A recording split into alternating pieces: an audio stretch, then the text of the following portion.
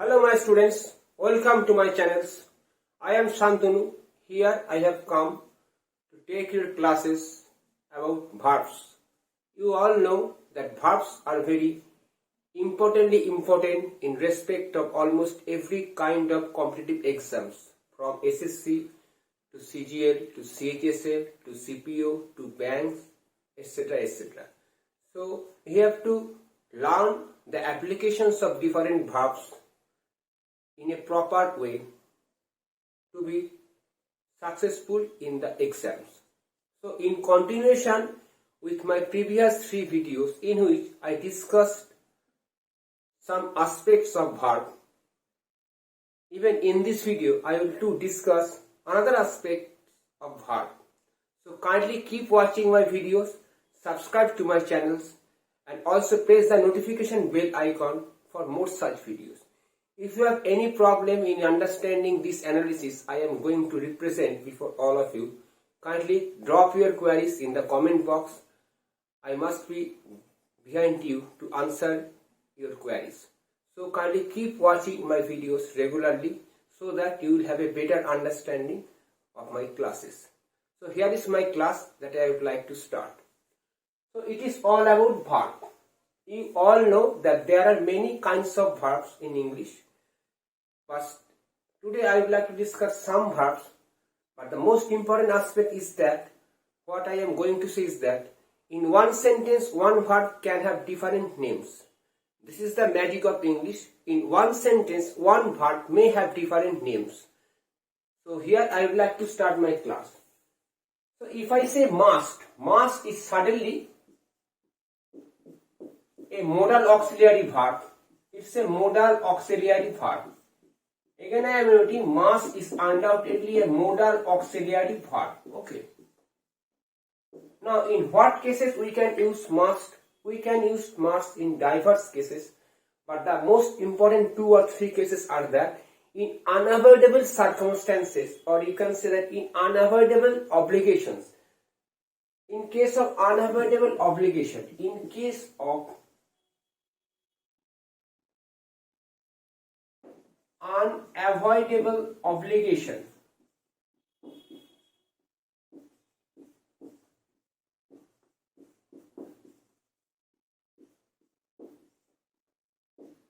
that means we cannot do anything but we have to follow this obligation. We have to go by this obligation. This is called unavoidable. That means we cannot avoid. We cannot overlook it at all. So in case of unavoidable obligation, we must use this phrasal verb or modal auxiliary verb, not phrasal verb, sorry. So this is called the modal auxiliary verb. In unavoidable obligations, must is generally used. How you can say that? They must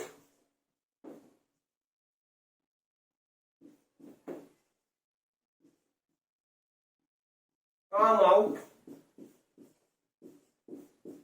to stand by him. So this is their obligation. They cannot avoid it, they cannot overlook it, they cannot ignore it. So here must is used here as modal auxiliary verb. Unavoidable condition, unavoidable obligation or condition, whatever you say. So it is obligatory to them that they have to come out. So in all these cases must can be used. Otherwise must can be used in another case. In case of extreme certainty we can use must. Must can be used in case of extreme certainty. Extreme certainty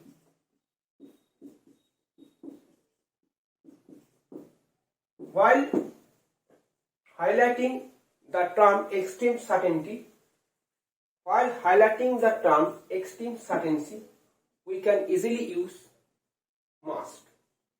This means we can say that if you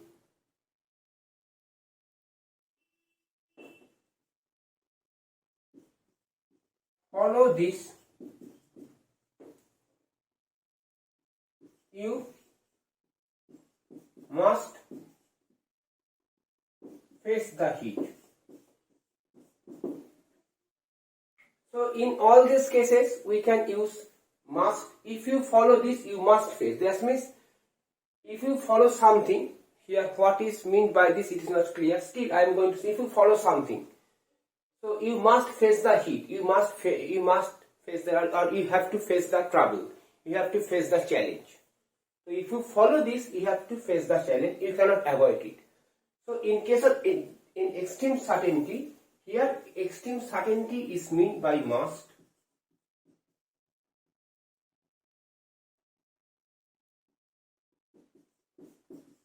Here heat means challenge. So in all these cases we can use must. In extreme certainty or in case of unavoidable circumstances, we can easily apply must in making the sentence more meaningful. There is another case that I am going to write.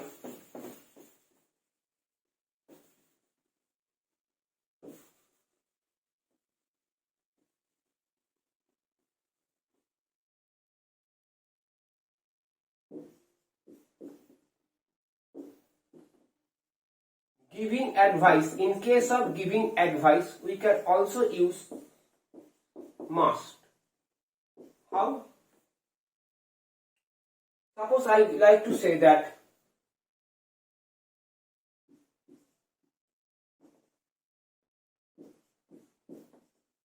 you must go to Paris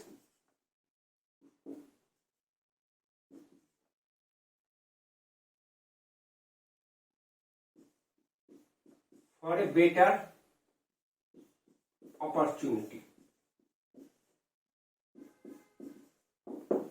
You must go to Paris for a better opportunity. Suppose the person has got some opportunity and he has to go to Paris. Now I am advising him that you must go to Paris for a better opportunity. So in these cases advice is given. So in this case we can also use must. Another case I can say, the man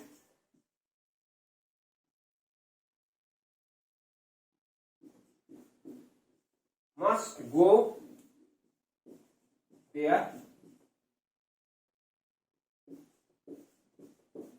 to help his friend. If I say the man must go there to help his friend, so it is also one case of advice or giving advice, because suppose his friend is in trouble, the man must go there to help his friend. I am advising him. So if you just judge the sentence in this way, here we can use advice, here we can use must under this category, giving advice. So here must is used as giving advice. So in all these cases we can use must without any doubt. So if you have any problem in understanding this, you can clear your doubts in the comment box. I must be there behind you to help you out from your confusion. Now there are more ways to replace must. What can be? Must can be replaced by has to or have to or had to. Actually they are called the semi-modal auxiliary verb, not modal auxiliary verb. They are actually called the semi-modal auxiliary verb. All are called semi-modal auxiliary verbs. Semi-modal auxiliaries. Okay. So if I ever say you must go to Paris, instead of that we can also make this comment that you have to go to Paris for a better opportunity.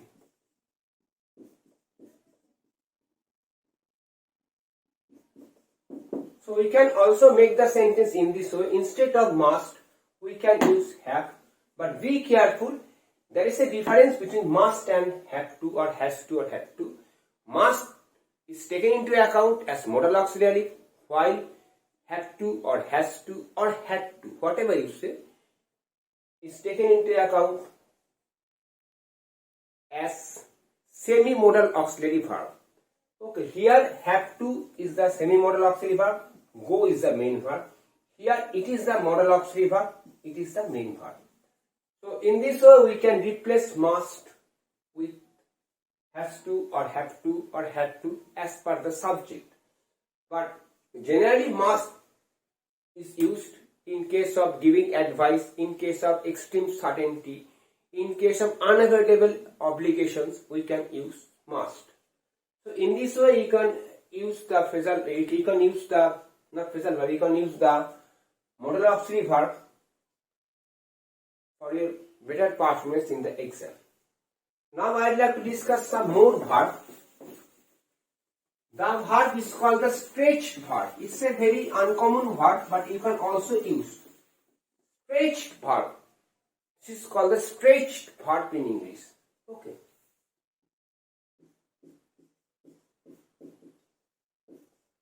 Stretched verb. Now what is called stretched verb?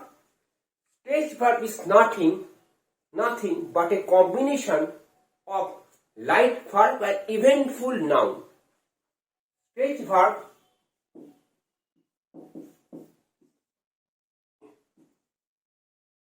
it's a combination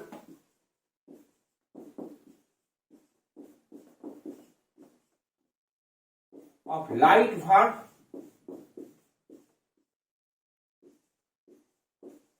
and eventful noun.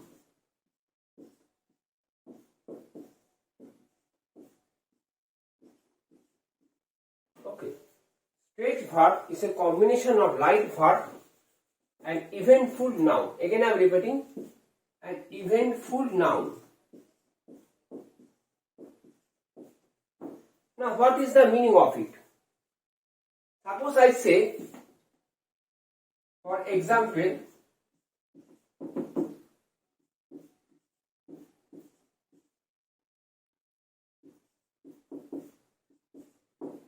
take a bite of it for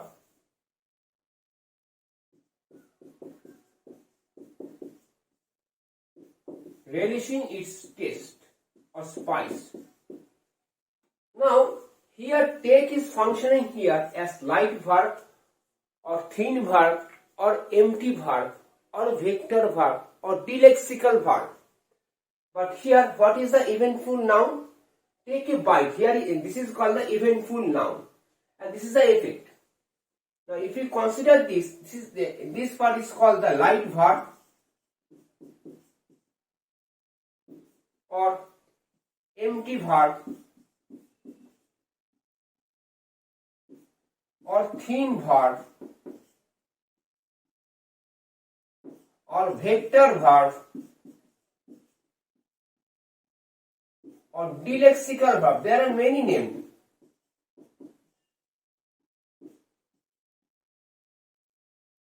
And this is the eventful noun.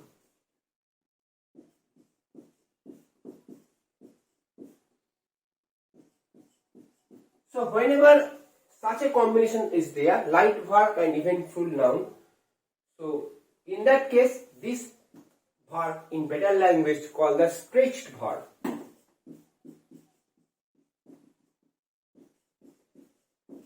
Okay. If you do not understand the definition of light verb, then kindly follow my previous 3 videos in which I discussed the topic of light verb in a broader way. But here it is functioning here as stretched verb and it's a combination of light verb and eventful noun. So in this way you have to categorize the verb. Suppose I am going to write one sentence. Now in one sentence one verb may have different roles, may have different names. For example, kindly have a close look over the board what I am going to write. You will find your own answer. Suppose I say they are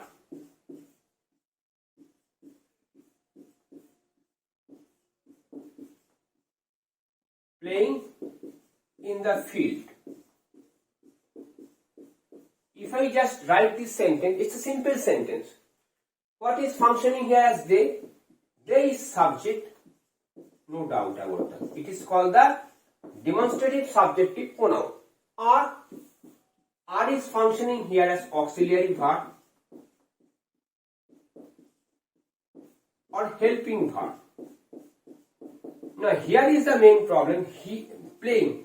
We can define play as main verb or root verb or principal verb. Even we can also define play as action verb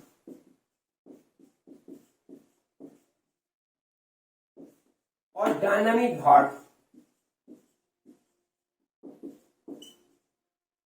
It is not only stopped here, there are many more.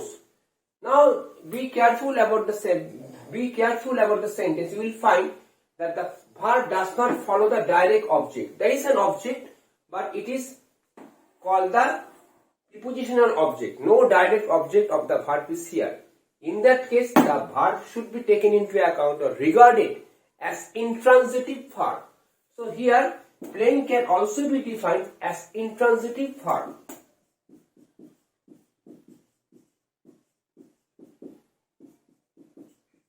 Okay. Now here, playing has diverse role. First as main verb or root verb or principal verb. Even secondly, you can say it is functioning here as action verb. It is also functioning here as a dynamic verb. Even it is also functioning as intransitive verb, as it does not have any direct object. It is the object, but here it is called the prepositional object. Prepositional phrase, or in is the preposition and this is the object. So this is overall called the prepositional phrase.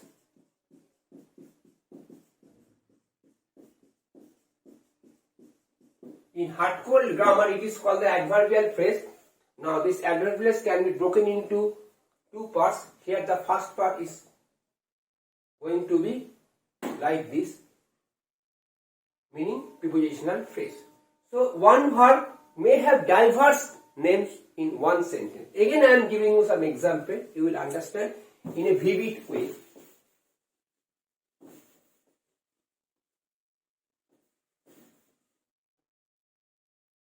Suppose I say the person has a nice gift. If I say this is the definite article,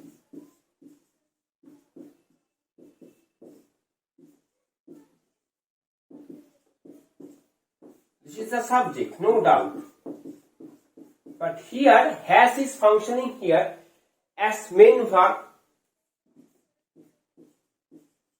as there is no other verb. Okay. Now, if I just say has, but what is the hardcore form of has? Has or have is basically called or tagged or termed as perfect auxiliary verb. So, according to hardcore part, has or have are called has and have. Not has and have are called perfect auxiliaries. But here it is functioning here as main verb because there is no main verb after this. It's a story now. Now it's a true story. we cannot deny this story that has or have may function as the main verb if no main verb is there after that. So it's a true story if we consider this sentence. Now another question arises, has also indicates some kind of condition. What is the condition? The person is having the condition of a nice gift. This is the condition. So if we consider the sentence in the light of some condition or state, we can easily define has as the stative verb. Okay. In the light of condition. Now another aspect is there. If we consider the subject here,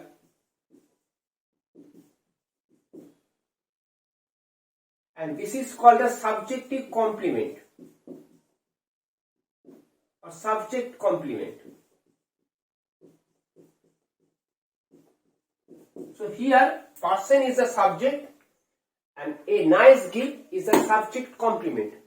So in between person and a nice gift, or in between the subject and the subjective complement, has is functioning here as a linker. So when some verbs function just as a linker between the subject and the subject complement, in that case the verb may be tagged or may be called, may be defined as linking verb. So here we can write has also playing the role of a linking verb. So this is the overall verbal structure. Apart from this, there are many verbs, but I am just going to throw light on at least 15 to 20 kinds of verbs. Now I will have to show one verb may have different names in one sentence. Here is the proof of it. Has is functioning here as the main verb, as no other verb is going to be followed thereafter. First, second, in the hardcore part, it is called the auxiliary verb, perfect auxiliary verb. The person is also going to have a condition. What is the condition? Going to have a nice gift. This is the condition. And the person is going to have a condition. What is the condition? The person is having a gift, nice gift. So in that case, when some condition is there, it is also tagged as stative verb. So here has can also be defined as stative verb. Now linking verb, the subject and subjective complement both are linked by the verb has.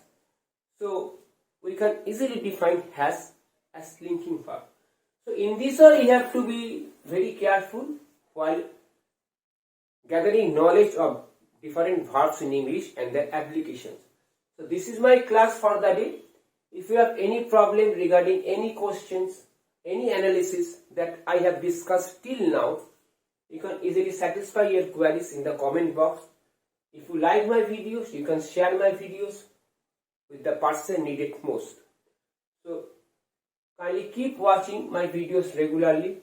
First of all, I should say that try to learn the chapter of verbs in a logical manner and try to analyze every verb thoroughly, in depth. So kindly keep watching my videos. This is my class for the day, and also keep waiting for my next video. Till then, have a very good day.